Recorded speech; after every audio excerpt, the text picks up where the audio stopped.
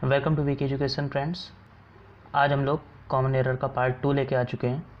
तो किसी ने भी पार्ट फर्स्ट नहीं देखा है तो प्लीज़ पार्ट फर्स्ट को देख लीजिए। वहाँ पे मैंने अच्छे से इनके कॉन्सेप्ट को क्लियर किया हुआ है। तो आज हम लोग उसका सेकंड पार्ट लेके आए हैं। इसमें कुल 5 क्वेश्चन हैं। तो आपको अपना जो स्कोर हो उसको कमेंट करके लास्ट में बता देना है कि कितना स्कोर हुआ 5 में से। और मैं इसमें एरर के साथ साथ आपको पूरा कॉन्सेप्ट क्लियर कराता हुआ चलूँगा। तो चलिए वीडियो को शुरू करते हैं।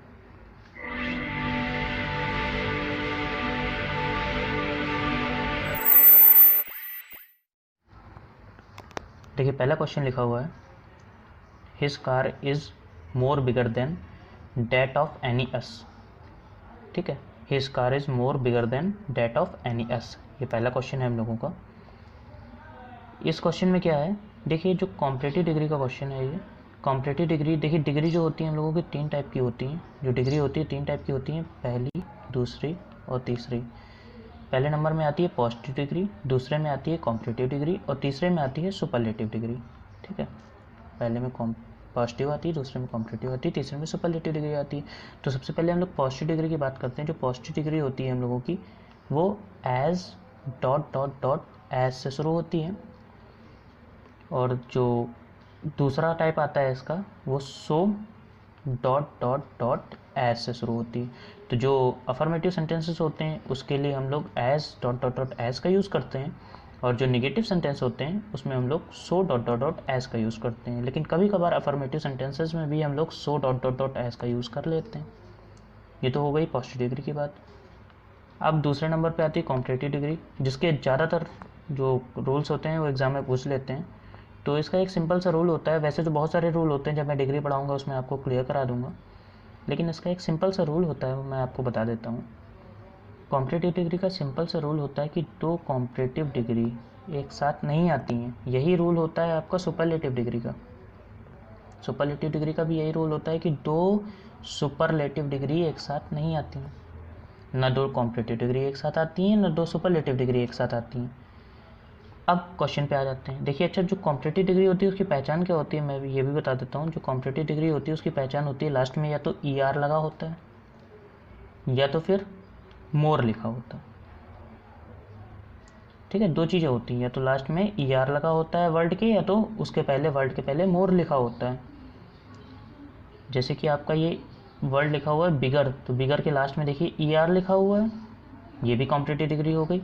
या फिर यहाँ पे अगर कहीं बिग लिखा होता, मान लीजिए ER ना होता, केवल बिग लिखा होता, तो इसके पहले मोर, ठीक है, तो ये भी कॉम्परेटिव डिग्री हो जाती।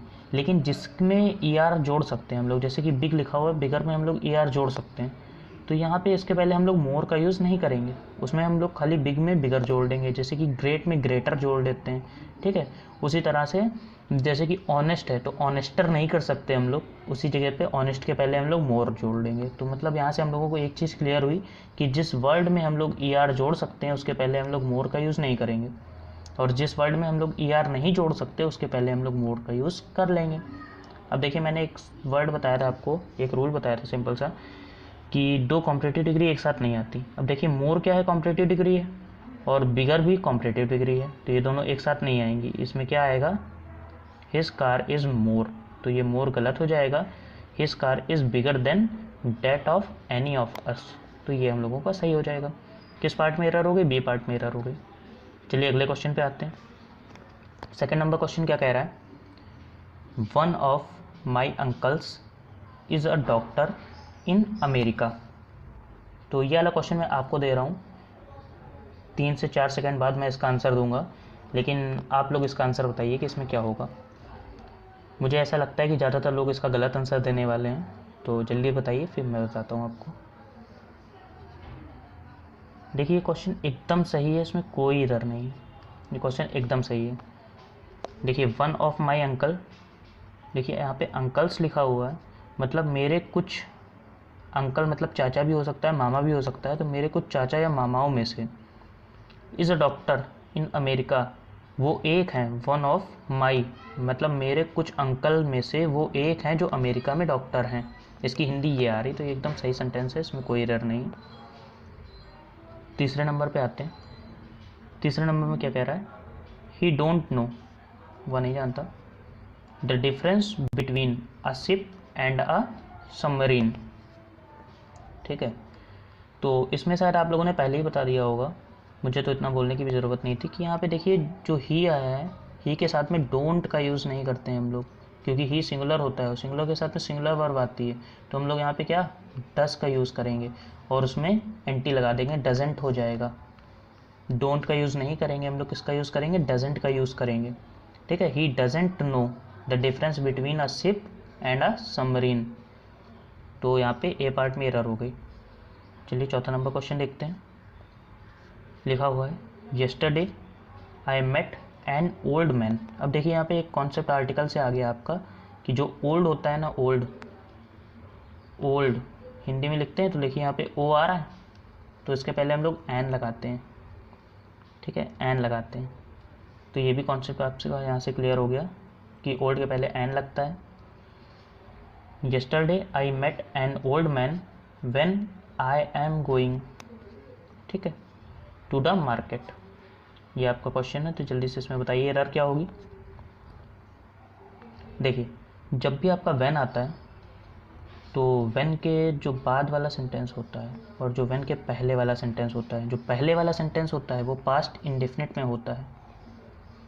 मोस्टली व्हेन के पहले वाला सेंटेंस पास्ट इंडेफिनिट में होता है और व्हेन के बाद वाला जो सेंटेंस होता है आपका वो पास्ट कंटिन्यूअस में होता है। किस में होता है, पास्ट कंटिन्यूअस में होता है। जबकि यहाँ पे देखिए किस में दे रहे हैं, प्रेजेंट कंटिन्यूअस में दे रहे हैं। ये देखिए ये प्रेजेंट कंटिन्यूअस में दे रहे हैं, जो कि एकदम गलत हो जाएगा। यहाँ पे एम की जगह पे क्या आएगा, एम की जगह आ जाएगा आपका वॉज। तो ये चीज़ नोट कर लीजिए, जितना मैं एक्स्ट्रा बताते हुए चल रहा हूँ उसको भी नोट कर लीजिए, साथ ही साथ ये वाले रूल भी नोट कर लीजिए, इसी से ज़्यादातर पूछा जाता है।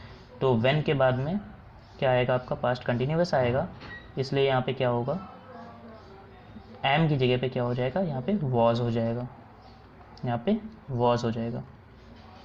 चलिए अगले क्वेश्चन पे आते हैं। अगला क्वेश्चन सबसे सिंपल क्वेश्चन है, इसका तो आप लोग आंसर दे ही देंगे।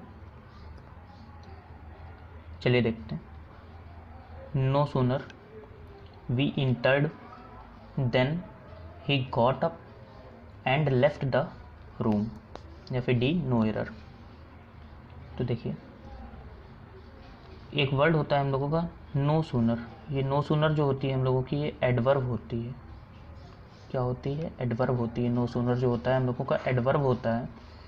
और जब भी नो सूनर आता है तो नो सूनर के बाद में, जब भी नो सूनर आ जाए तो नो सूनर के बाद में हम लोग किसका यूज़ करते हैं, हेल्पिंग वर्ब में डिड का यूज़ करते हैं।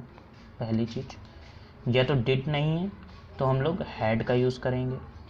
अब जो डिड है, डिड के बाद में वर्ब की फर्स्ट फॉर्म आती है, जबकि हैड के बाद में वर्ब की थर्ड फॉर्म आती है। इतना तो आप सभी लोगों को पता होगा, अगर ना पता हो तो मैंने पहले टेंस के वीडियो बनाए, आप वहाँ से देख सकते हो।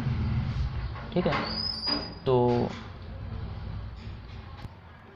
देखिए जो नो सूनर होता है इसके बाद में क्या आता है आपका, या तो डिड आता है या हैड आता है।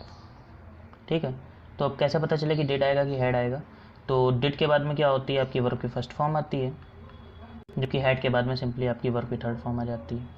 ठीक, हेड के बाद में वर्ब की थर्ड फॉर्म आ जाती है। अब यहाँ पे देखिए आप लिखा हुआ है no sooner we entered.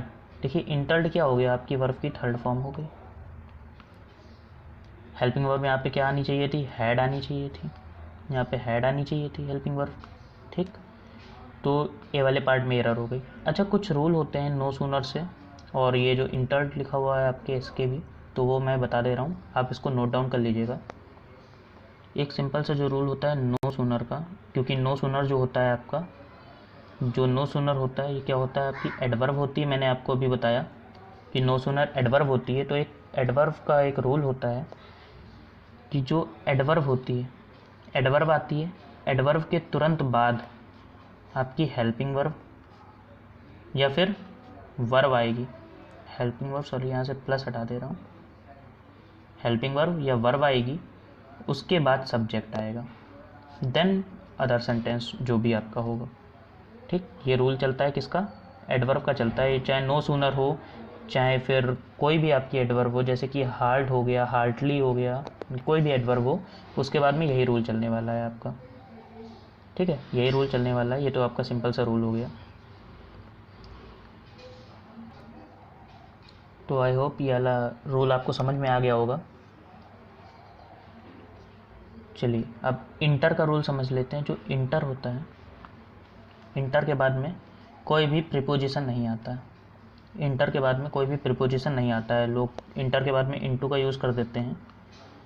Inter के बाद में इनटू का यूज़ होता है, लेकिन बेसिकली इंटर के बाद में कोई प्रीपोजिशन नहीं आता। इनटू का यूज़ कहाँ पे होता है? जैसे कि कोई एक इंसान है, मान लीजिए कोई ये पर्सन है, ये किसी पॉलिटिकल पार्टी में या किसी ग्रुप में अपना ग्रुप छोड़ के किसी ग्रुप में इंटर हो जाता है। ठीक है, जब कोई पर्सन किसी दूसरे ग्रुप में इंटर हो जाता है तो वहाँ पे इंटर के बाद इनटू का यूज़ कर देते हैं हम लोग। बाकी इंटर के बाद में कोई प्रीपोजिशन नहीं आता है। तो आई होप ये कॉन्सेप्ट क्लियर हो गया होगा। अब जल्दी से वीडियो को रिकैप कर लेते हैं दोबारा से। देखिए पहला क्वेश्चन क्या था? His car is more bigger than that of any of us. तो यहाँ पे हमने सीधे सीधे बताया क्या था कि दो कॉम्पिटिटिव डिग्री जो होती हैं वो कॉम्पिटिटिव डिग्री एक साथ नहीं आती, बी पार्ट में एरर हो जाएगी।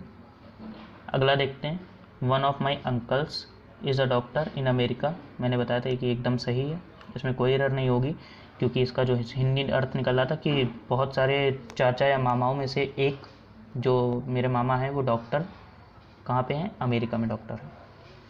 चलिए अगला क्वेश्चन देख लीजिए, तीसरा नंबर क्वेश्चन क्या है? ही डोंट नो लिखा हुआ है, जबकि डोंट नहीं होगा, ही के बाद में डज आता है, तो ये डोंट नो गलत हो जाएगा आपका, डजेंट नो हो जाएगा। फिर लिखा हुआ है yesterday I met an old friend when I was going. तो मैंने क्या बताया था कि व्हेन के बाद में क्या आता है? पास्ट कंटिन्यूअस आता है। तो यहाँ पे एम की जगह पे क्या आ जाएगा? वॉज का यूज़ हो जाएगा। तो यहाँ पे बी पार्ट में एरर हो जाएगी हम लोगों की। चलिए आगे आते हैं। पाँचवा नंबर लास्ट क्वेश्चन था ये हम लोगों का। इसमें लिखा हुआ था नो सूनर वी इंटर्ड। तो यहाँ पे मैंने बताया क्या था कि नो सूनर जो होता है आपका एडवर्ब होता है। तो एडवर्ब के बाद में हम लोग हेल्पिंग वर्ब का यूज़ करते हैं, और उसके बाद में फिर आपका जो सब्जेक्ट होता है सब्जेक्ट का यूज़ कर देते हैं। तो यहाँ पे क्या आ जाएगा? यहाँ पे देखिए वर्ब की थर्ड फॉर्म आ रही है, इसलिए यहाँ पे हैड आ जाएगा, क्योंकि नो सूनर के बाद में दो हेल्पिंग वर्ब यूज़ की जाती हैं, एक हैड यूज़ की जाती है और एक डिड यूज़ की जाती है। तो यहाँ पे क्या आ जाएगा? हैड आ जाएगा, क्योंकि इंटर्ड में ईडी आ रही है और हैड के बाद में वर्ब की थर्ड फॉर्म का यूज़ होता है। तो आई होप गाइस आपको ये वीडियो अच्छे से समझ में आया होगा। अगर कोई भी डाउट अभी भी है आपका तो आप कमेंट में करके मुझसे पूछ सकते हैं, मैं उसका रिप्लाई देने की कोशिश करूँगा। और वीडियो अगर अच्छा लगे तो प्लीज़ लाइक एंड शेयर कर दीजिएगा, चैनल को भी सब्सक्राइब कर दीजिएगा, ऐसी और वीडियो आपके लिए आती रहेंगी। और मैंने एक टेलीग्राम का नया चैनल बनाया हुआ है, तो जाके लिंक में नीचे डिस्क्रिप्शन में उसका लिंक है, तो उस पर लिंक पे क्लिक करके आप उसको भी ज्वाइन कर सकते हैं। Thanks for watching.